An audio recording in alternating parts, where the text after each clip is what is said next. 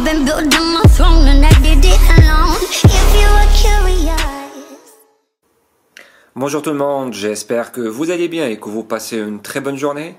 On se retrouve aujourd'hui pour une vidéo assez différente au niveau de laquelle on va essayer de faire un petit benchmark entre les deux meilleurs assistants vocaux actuellement au niveau des smartphones, donc Siri, le natif d'Apple, et puis Google Assistant qui a été mis à jour récemment de façon à permettre une meilleure expérience utilisateur. Donc les deux assistants seront sur les mêmes appareils, donc j'ai ici deux iPhone 5S sur iOS 12. Je leur ai accordé un accès au contact, un accès en fait aux notifications, un accès au micro, un accès par rapport à tout ce que vous voulez. Et puis notre test va être le suivant. Premièrement, on va essayer de poser aux deux assistants donc des questions d'ordre général, pas forcément par rapport en fait à un sujet bien précis, de façon à pouvoir leur tester leur intelligence et surtout leur base de données. Et puis par la suite, on va essayer de donner, on va dire des genres de requêtes ou bien des demandes d'exécution pour pouvoir savoir lequel de ces deux assistants va pouvoir répondre à nos requêtes. Donc sans plus tarder, commençons notre démonstration et bien évidemment, souhaitons la bienvenue aux deux assistants vocaux. Round 1. Fight! Bonjour. Bonjour, vous savez qu'il est 15h52, n'est-ce pas? Bon, Siri me dit qu'il est 15h52, oui, je sais. Après, l'assistant Google me dit qu'il fait 15 degrés actuellement avec un temps principalement, on va dire, clair. Après, on va essayer de poser une question d'ordre général, comme je vous ai dit. Le vainqueur de la NBA. Voici le programme de la NBA ce week-end. Donc, ça fait un point pour l'assistant Google qui est effectivement à la bonne réponse. Les Warriors sont les vainqueurs de l'édition précédente de la NBA. Par contre, Siri me dit que, voilà, à des scores tout simplement par rapport à des matchs qui ont été joués récemment. La distance entre la Terre et la Lune. J'ai trouvé ceci sur la toile pour la distance entre la Terre et la Lune. Encore une fois, une victoire écrasante par rapport à l'assistant Google qui me donne exactement la bonne information, contrairement à Siri, tout simplement qui me dit que voilà, j'ai accès à quelques sites pour pouvoir récupérer ma réponse. Qui suis-je? Vous êtes Newton, n'est-ce pas? Exactement, donc The One, c'est mon nom sur mes deux appareils. Le prix d'une action Apple en bourse. Apple s'est changé à 168 dollars américains et 9 cents l'action après la clôture du marché.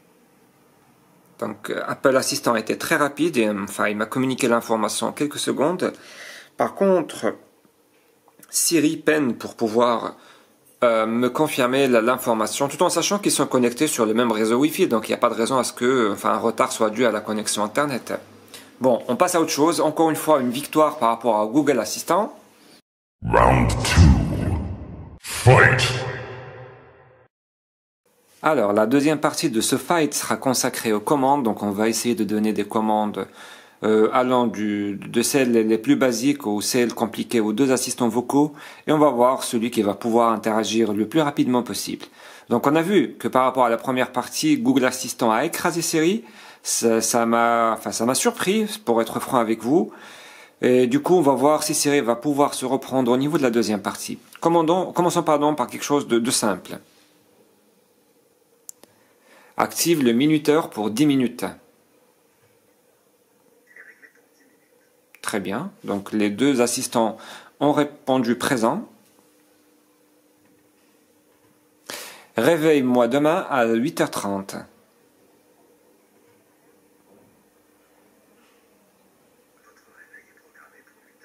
Très bien. Donc les deux assistants répondent toujours présent avec une petite avance par rapport à Google Assistant. Ouvre l'App Store, cherche Uber et télécharge la première application. Alors, là en fait on voit que Google Assistant peine pour pouvoir ouvrir l'App Store. Cependant, Siri a réussi en fait à le faire sans pour autant chercher la bonne application.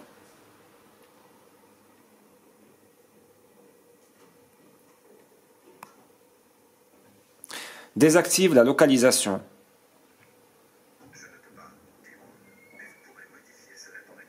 Très bien. Donc Siri m'informe que c'est quelque chose que je pourrais faire manuellement.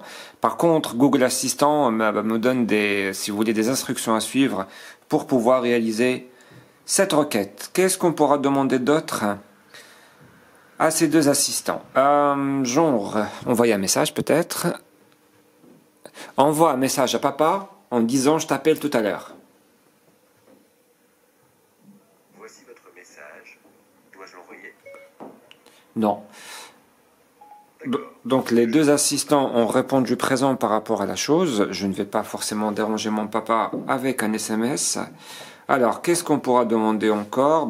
Pourquoi pas demander l'extinction de l'appareil. Éteins l'iPhone. Pour éteindre votre iPhone, maintenez le bouton marche-veille enfoncé, puis faites glisser le curseur qui s'affiche. Donc les deux appareils ne peuvent pas exécuter cette requête, mais par la même occasion, on m'informe comment je peux le faire. Donc, d'après mon constat, côté requête, les deux appareils se débrouillent plus ou moins bien, donc pour ne pas dire terriblement mal. Par rapport la première partie, Google Assistant a largement battu Siri, chose qui m'a vraiment surprise. Donc, qu'est-ce que je pourrais dire encore? Je vais garder en fait Google Assistant sur l'un de mes appareils. Au cas où j'en aurai besoin, je vais l'utiliser. Vous, de votre part, faites le test. Dites-moi ce que vous en pensez au niveau des cases commentaires. Si la vidéo vous a plu et que vous souhaitez plus d'épisodes dans ce sens, faites-le moi savoir. Et moi de ma part, il ne me reste qu'à vous remercier. Et vous souhaiter une très bonne soirée et un bon début de semaine surtout. À très bientôt. Bye bye.